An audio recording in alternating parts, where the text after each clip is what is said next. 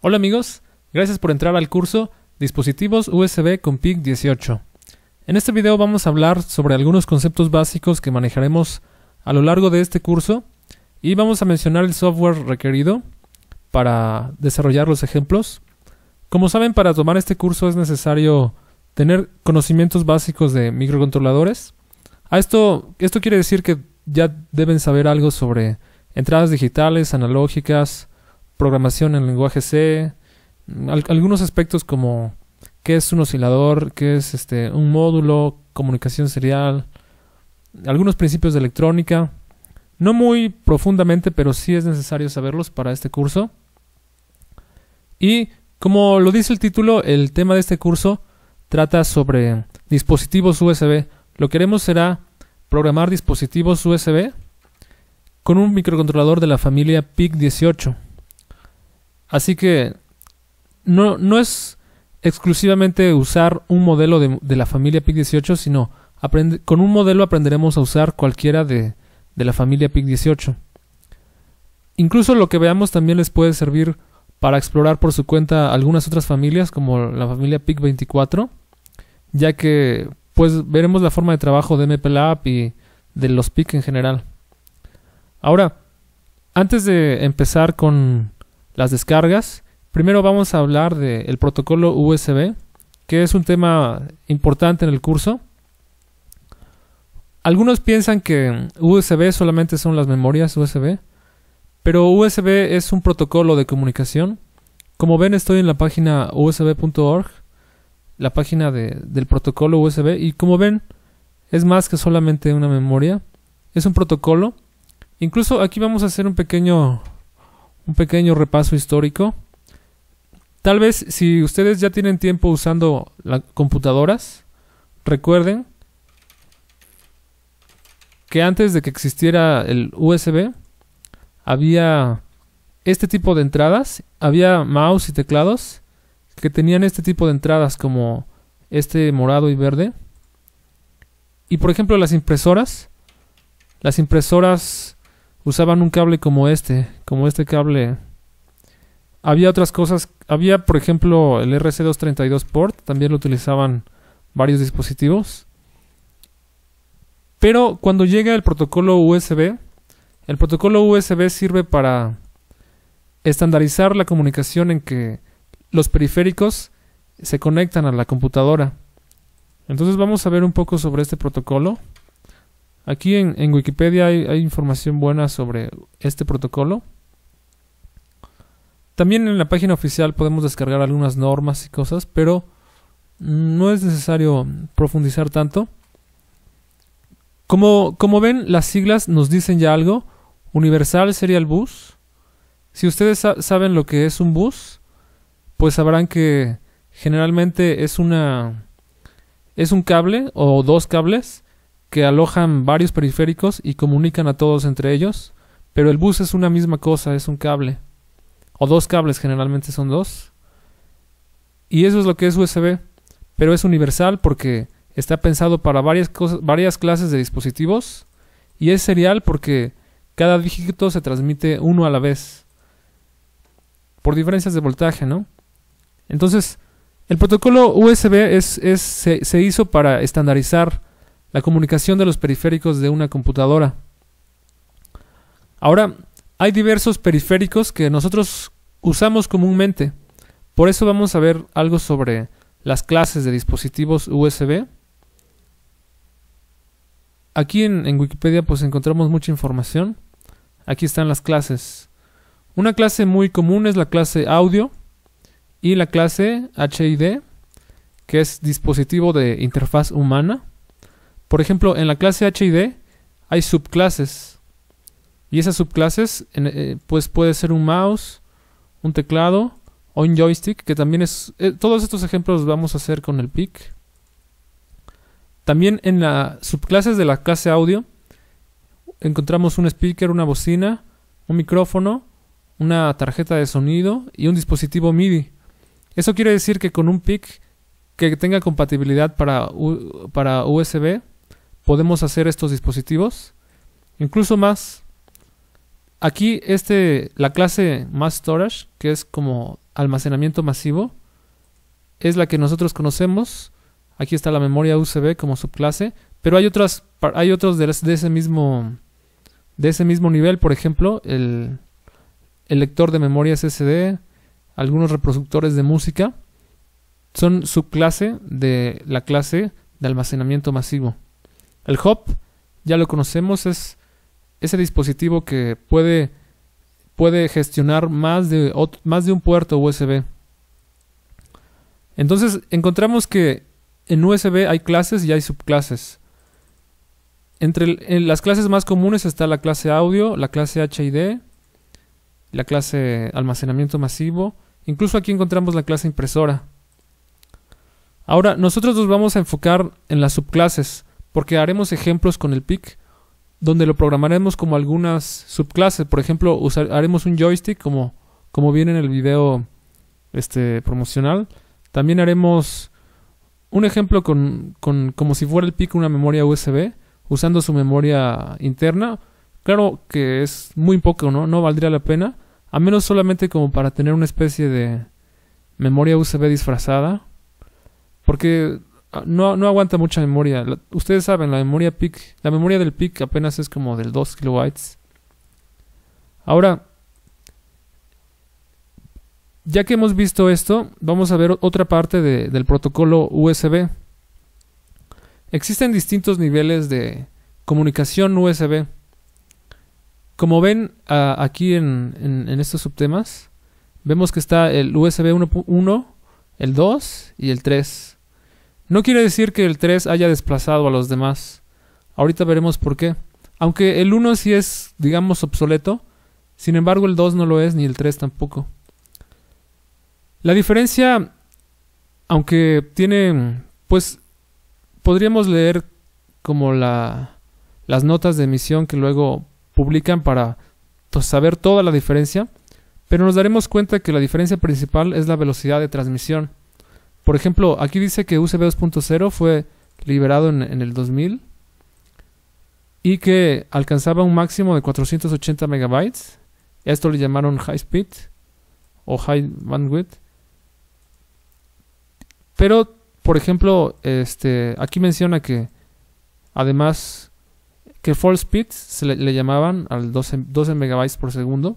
Esto lo vamos a recordar porque cuando veamos el datasheet del PIC que usaremos, nos encontraremos con estas siglas, full speed, y también con esta velocidad. Entonces, entre los distintos niveles de USB hay diferencias. Por ejemplo, tal vez han oído de algún disco duro que tiene USB 3.0 o una laptop que tiene USB 3.0, y si lo han probado, se habrán dado cuenta que estos discos duros son muy rápidos.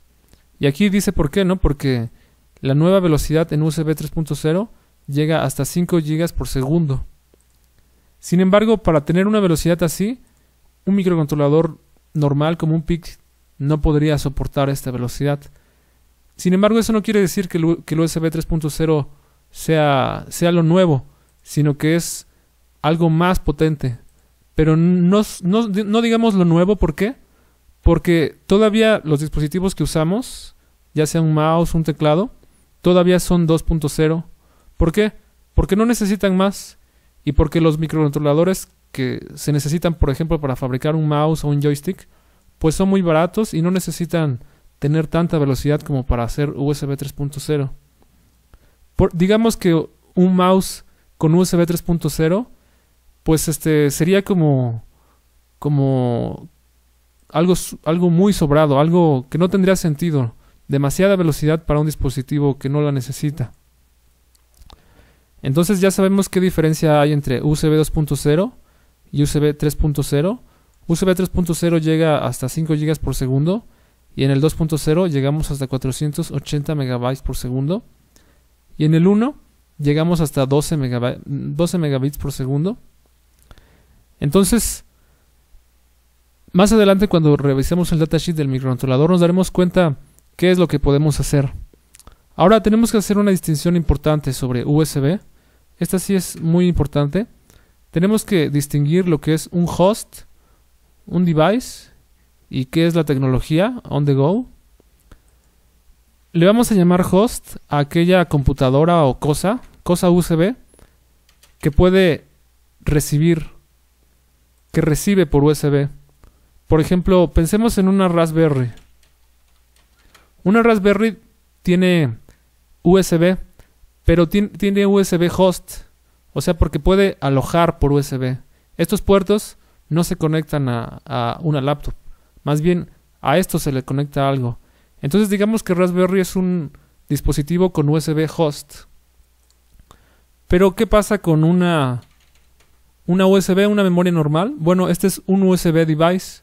Ya sabemos que device significa dispositivo y host significa como el que aloja. Sin embargo, les llamaremos así. Un host es aquella cosa que recibe por USB y un device es aquella cosa que es recibida.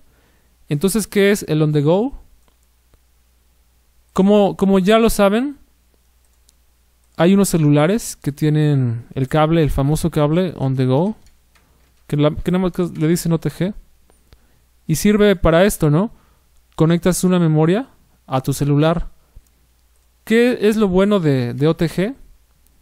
Lo bueno es que on the go permite a un dispositivo tanto ser host como ser device. Por ejemplo, este celular tiene tecnología OTG. ¿Por qué? Porque puede ser host, puede recibir por USB, en este caso una memoria, o puede ser recibido. Si lo conecto a mi laptop, la laptop sería el host y el celular sería el device. En cambio, si le conecto la memoria al celular, la memoria sería el device y el USB sería el host. Eso es posible por la tecnología OTG que está presente en algunos celulares. Ahora, ya que es muy importante que sepamos qué es OTG, host y device.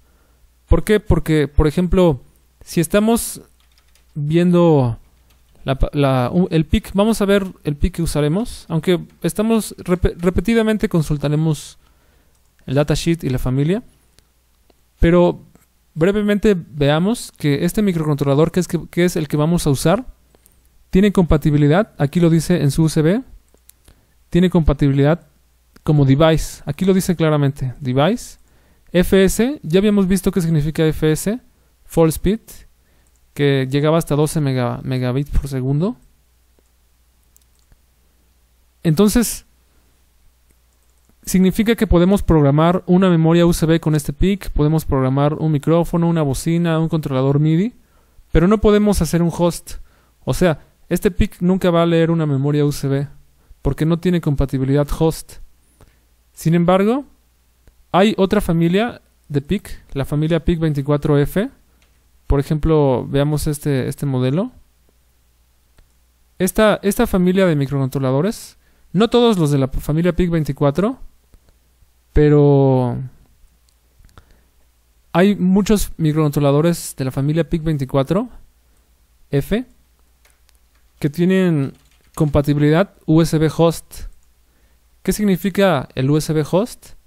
Significa que ahora el PIC puede recibir una memoria USB, puede recibir un controlador MIDI. Yo ya lo he hecho, tal vez en un futuro saquemos algún curso. Yo he conectado una memoria USB a un PIC, un controlador MIDI a un PIC, pero tiene que ser un PIC de la familia 24. Sin embargo, pues volvamos al tema central, que es la familia PIC18F. Y ya es momento de que busquemos el software necesario.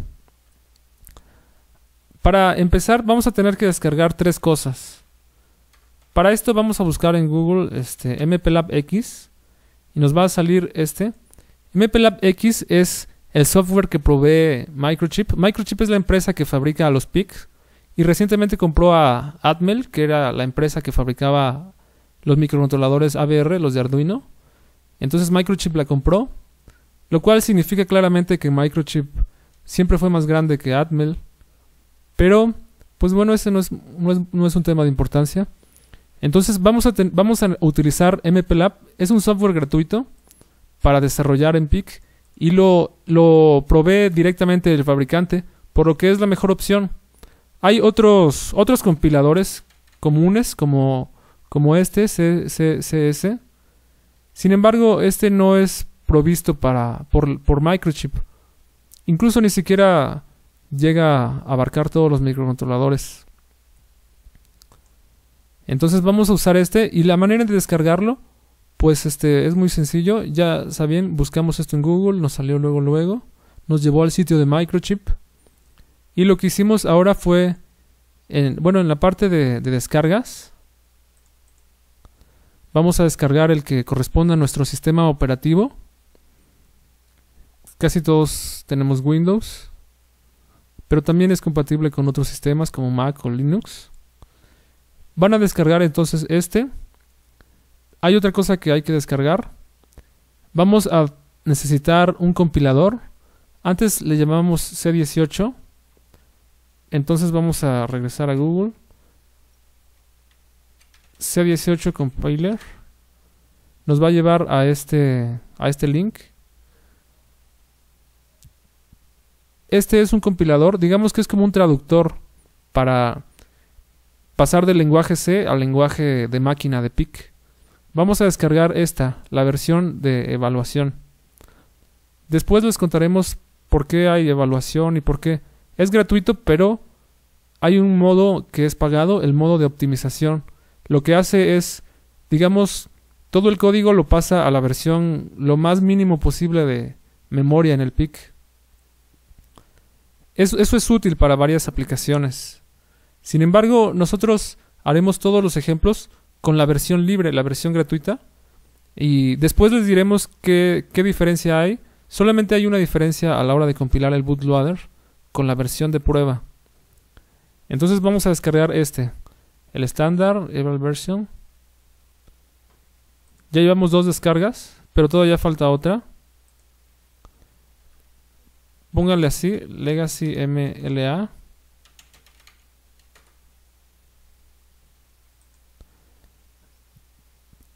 Hace rato cuando estábamos viendo lo de MPLAB X, aquí estábamos en este lado. Pero ahora estamos aquí. Microchip, Libraries for Application. Y en MLA Legacy. ¿Ya vieron? Tenemos que descargar esta librería. Y la forma de encontrarlo, podemos buscarlo en Google, o como estábamos hace rato. Hace rato estábamos aquí, en donde descargamos MPLAB X. Solamente nos teníamos que ir aquí en Microchip Libraries for Applications y luego en el Legacy. ¿Qué es esto? Como lo dice el nombre, es un paquete de librerías para aplicaciones. Entre ellas están las aplicaciones de USB. De aquí vamos a sacar librerías y códigos que nos servirán para programar cada uno de los ejemplos. Entonces vamos a descargar cualquiera de estas 3 según su sistema operativo. Esta es nuestra tercera descarga. Yo ya tengo aquí las 3 descargas que necesitamos. Primero MPLAB X, MPLAB C18 y el paquete de librerías. Respecto a MPLAB X, la manera de instalarlo es bastante sencilla. Se instala como cualquier programa, no tiene mucha complejidad. En el caso de C18, veremos que este archivo ejecutable solamente es... también es una instalación convencional, entonces no tendremos problema.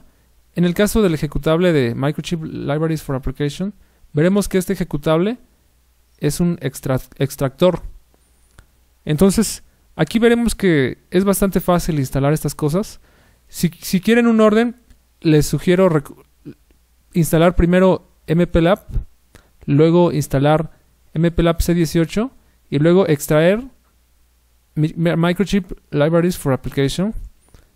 Estoy ejecutando el instalador de MPLAB X. Hace tiempo se usaba la versión 8 de MPLAB, pero vamos a necesitar forzosamente la nueva versión, MPLAB X. Como ven, es una instalación bastante convencional. No hace falta un proxy.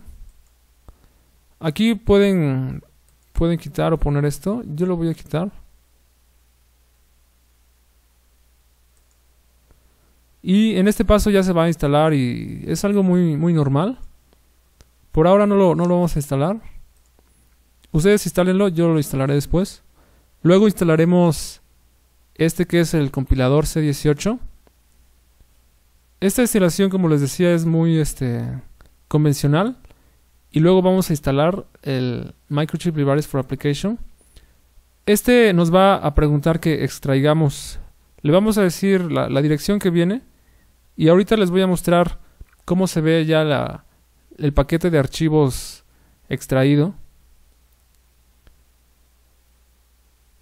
Este es el instalador de C18 o de MPLAB C Compiler. Como ven, es una instalación muy normal. Es software gratuito, entonces no tienen de qué preocuparse. Ahorita no lo voy a instalar, ustedes sí háganlo.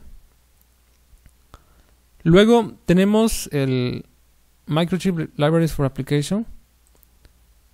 Generalmente se extrae en el disco C. Crea una carpeta así como esta, Microchip Solutions, con una fecha. Esa es la fecha de emisión, la que viene aquí. Y lo que hace es que les va a copiar estos archivos.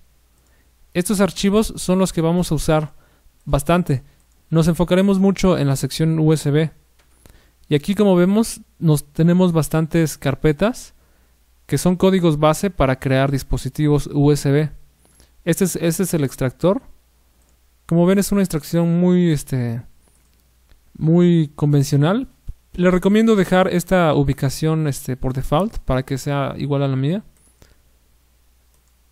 Como ven, nosotros ya tenemos bastantes. A veces copiamos, ¿no? Por ejemplo, este es el original. Este es el paquete para programar un joystick. Pero para no modificar el original, pues a veces hacemos una copia para pues tener nuestra propia versión del joystick sin modificar el ejemplo base original. Otra cosa que usaremos mucho será el bootloader. Y aquí vamos a platicar un poco sobre cómo cargaremos los programas. Lo que vamos a usar es un bootloader HID. Esto significa que solamente vamos a programar el PIC una vez con programador, o con PICit, o con lo que sea. Le vamos a cargar algo como esto, un archivo hexadecimal al PIC. Lo cargaremos, pero solo una vez. A partir de ese momento vamos a cargar todos los programas por USB. Y vamos a ponerle siempre al PIC todo el tiempo 2 botones, al menos. Un botón de reset y un botón de boot. Así le vamos a llamar a ese botón. Si el PIC inicia cuando el botón de boot está presionado, va a entrar en modo bootloader, comunicándose con un software, que es este. Y este software va a cargarle el programa al PIC. Sin embargo, si el PIC inicia con el botón boot sin presionar, va a entrar en el programa que le hayamos cargado. Entonces digamos que el PIC al iniciar decide o entra en modo bootloader o entra en el código que le cargamos. Y eso lo decide el botón de boot. Si está presionado al iniciar, va a iniciar en modo bootloader. Pero si no está presionado, va a iniciar en el código que le hayamos cargado. Ya sea un código de mouse, un código de joystick o simplemente un parpadeo de LEDs, que es un ejemplo que también vamos a hacer. Entonces este ejecutable va a estar dentro de el Microchip Libraries for Application que vamos a extraer. No se preocupen ahorita por ubicarlo. En el siguiente video vamos a explicar más a fondo el uso del bootloader. Entonces ya hemos abarcado los conceptos básicos para el curso. El siguiente video trata sobre el manejo del bootloader y también la revisión más a detalle del PIC 18F2550, que es el que vamos a usar. Bueno, nos vemos en el siguiente video.